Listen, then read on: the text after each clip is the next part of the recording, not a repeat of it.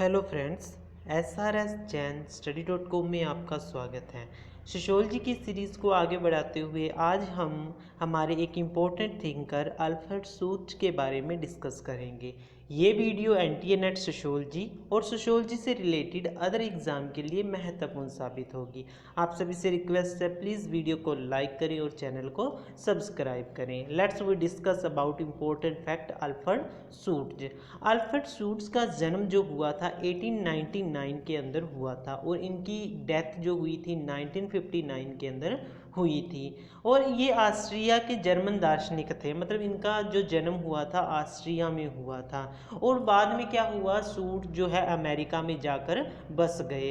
इनके ऊपर हसरल का, वेबर, रिकट्स, जेम्स मीड और थॉमस का मतलब इंटेलेक्चुअल इन्फ्लुएंस बहुत ज़्यादा था। सूर्य फिनोमोलॉजी उपागम के यूरोपियन संप्रदाय के हसरल के साथ प्रवर्तक माने जाते हैं। जो फिनोमोलॉजी है इसे हिंदी के अंदर प्रघटना शास्त्र कहते हैं। जो प्रघटना शास्त्र है इसके जो फाउंडर है असल के अंदर हसरल को माना जाता है, परंतु जो सोशियोलॉजी है इसके अंदर लेकर आने का काम जो किया था वो सूट्ज ने किया था। और सूट्ज ही इसको फिनोमोलॉजी को, प्रघटना शास्त्र को सोशियोलॉजी के अंदर लेकर आए थे। और फिनोमोलॉजी एक बहुत ही इम्पोर्टेंट कंसेप्ट था और अमेरिका के अंदर लेके आने का जो काम किया था अल्फ्रेड सूट ने किया था। फिनोमोलॉजी को अमेरिकन सोशियोलॉजी के अंदर इन्होंने ऐड किया था। सूट जीवन विश्व की अवधारणा को सुरक्षित करने में विशेष रुचि लेते थे।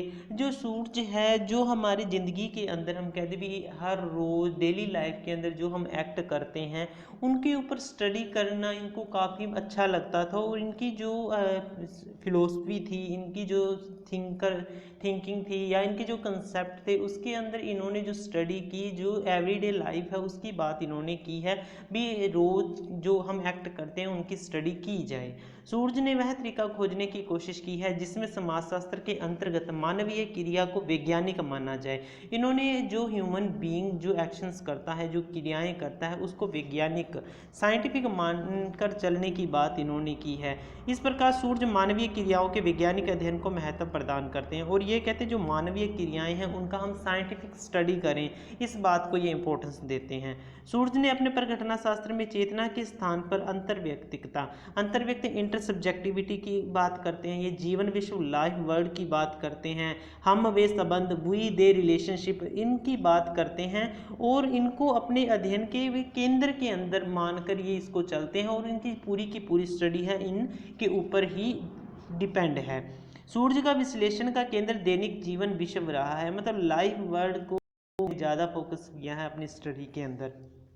सूर्य के अनुसार यह जीवन विश्व ऐसा अंतर्व्यक्तिक दुविधा युक्त जगत है जिसमें सामाजिक यथार्थ तथा पूर्वजों द्वारा निर्मित सामाजिक सांस्कृतिक संरचनाएं एक साथ विद्यमान रहती हैं। मतलब इंटर सब्जेक्टिविटी है संसार के अंदर, वो भी चलती रहती है। लोगों के अपने अपने विचार होते हैं, अपने अपने एक्शंस होते हैं। उसके साथ ये कहते हैं जो सामाजिक सांस्कृतिक जो स्ट्रक्चर जो हमारे पूर्वज बनाकर गए हैं, सोशल और कल्चरल जो स्ट्रक्चर है वो हमारे जो पूर्वज बना के गए हैं वो भी हमारे साथ है, जो चलते रहते हैं, ये इनका मानना था। उसके बाद में अल्फ्रेड सूट्स की जो पब्लिकेशन है सोशियोलॉजी के अंदर वो है, फर्स्ट है the phenomenology of the social world. ये बुक 1932 और 1960 के अंदर पब्लिश हुई थी। उसके बाद में इनकी बुक है reflection on the problems of relevance, ये 1960 के अंदर पब्लिश हुई थी। उसके बाद में इनकी पब्लिकेशंस है कलेक्टेड पेपर्स, जिसके 3 वॉल्यूम पब्लिश हुए। उसके जो है 1973 और 76 के बीच में ये पब्लिश हुए थे। उसके बाद में इनकी बुक है the structure of the life word, इन्होंने लकमैन के साथ मिलकर इसके अंदर काम किया था। ये 1974 के अंदर पब्लिश हुई थी।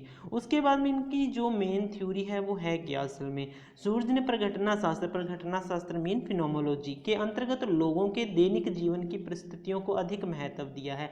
मतलब ये जो एवरीडे लाइफ के अंदर जो हम एक्शंस करते हैं, क्रियाएं करते हैं लोग, उनके ऊपर ये मतलब ज़्यादा फोकस करके इन्होंने काम किया है। उन्होंने वेबर की वरस्टहैन की अवधारणा की भी विस्तृत व्याख्या की। इन्होंने वरस्टहैन की अवधारणा के ऊपर भी काफ़ी वर्क किया है। वरस्टहैन से वेबर का तात्पर्य व्यक्तिनिष्ठ ज्ञान से है, जैसा सूर्य ने अपनी पुस्तक स्टडीज इन फिनोमोलॉजिकल फिलोसफी और phenomenology of the social world में प्रघटना शास्त्र संबंधी विचार व्यक्त किए हैं। इन्होंने जो वेबर है उनकी वर्स्ट हैंड पद्धति के अंदर जो उन्होंने व्यक्ति निष्ठता की बात की थी उसके ऊपर उन्होंने जो काम किया था उसको अल्फ्रेड शूर्ट्ज ने आगे अपनी पब्लिकेशंस के अंदर भी इन्होंने उसके ऊपर काम किया। बोथ ही स्टडीज इन फिनोमोलॉजी फिलोसफी और phenomenology of the social world, उसके अंदर इन्होंने भी उसके ऊपर काफ़ी कुछ बताया है। अमेरिकन समाजशास्त्र में परघटना शास्त्र के प्रवेश कराने का श्रेय जो है शूर्ट्ज को जाता है। अमेरिकन समाजशास्त्र के अंदर परघटना शास्त्र का जो कंसेप्ट है ये अल्फ्रेड शूर्ट्ज ही लेकर आए थे। शूर्ट्ज का परघटना शास्त्र अमेरिका के अंतःक्रियावाद का सम्मिश्रण था।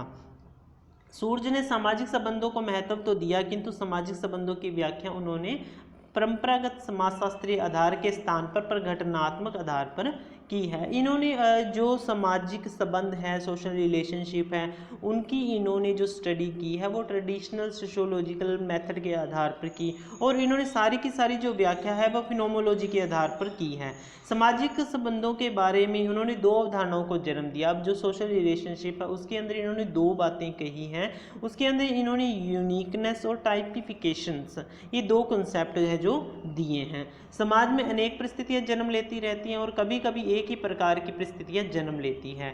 इन्हीं के आधार पर वह वर्गीकरण तथा विशिष्टीकरण का वर्गीकरण करते हैं। अब जो एक जैसी घटनाएं हैं उसको ये वर्गीकरण के अंदर यूनिक के अंदर लाते हैं, मतलब जो लगातार होती रहे, और विशिष्टीकरण यूनिक जो होती हैं, जो कभी कभी होती है, बाई चांस हो जाती है, उनकी बात ये करते हैं। शूर्ट्ज के सामाजिक संबंधों के वर्गीकरण नियम के अनुसार संबंध जितने व्यक्तिक होते हैं उतने ही विचित्र इनकी विशेषताएं होती हैं। संबंध जितने अव्यक्तिक होते हैं उतने ही वर्गीकृत होते हैं। इस प्रकार संबंध दो प्रकार के हैं, व्यक्तिक व अव्यक्तिक। इन्होंने दो प्रकार के संबंधों की बात की है, व्यक्तिक संबंध और अव्यक्तिक संबंध। हमारे पारस्परिक संबंध जितने अधिक व्यक्तिक होंगे वो इतने ही विचित्र होंगे। ये कहते हैं जो संबंध ज़्यादा व्यक्तिगत होते हैं वो ज़्यादा विचित्र होते हैं और जो संबंध जितने अव्यक्तिक होते हैं उनके अंदर विशिष्टता उतनी ही ज़्यादा पाई जाती है। उसके बाद इन्होंने पार्सन्स के साथ मिलकर भी काम किया था। वेस्टर्न जो पद्धति वेबर की है उसके अंदर, तो इन्होंने क्या कहा उसके अंदर, पार्सन्स के साथ शूर्ट्ज का कुछ विषयों पर विवाद हो गया, उनके साथ इनका मतलब विवाद हो गया था किसी कंसेप्ट को लेकर, जिसके परिणाम स्वरूप शूर्ट्ज ने क्रिया सिद्धांत की समस्याओं तथा वेस्टर्न पद्धति पर बहुत कुछ काम किया। इन्होंने काफ़ी वर्क किया था इसके ऊपर। पार्सन्स के साथ शूर्ट्ज ने बौद्धिक आदान प्रदान के आर ग्राट हाफ, जो आर ग्राट हाफ है, इन्होंने अपनी पुस्तक के अंदर इसके बारे में सारा डिस्कस किया। इनकी बुक थी the theory of social action, the correspondence of Alfred Schutz and Talcott Parsons. ये बुक 1978 के अंदर मतलब पब्लिश हुई थी। इसके अंदर ग्राट हाफ ने काफ़ी कुशलता के साथ इनकी जो वर्क है उसकी डिस्कशन की है। सो ये थे अल्फ्रेड शूर्ट्ज से रिलेटेड कुछ important fact. Okay, thank you for video watching.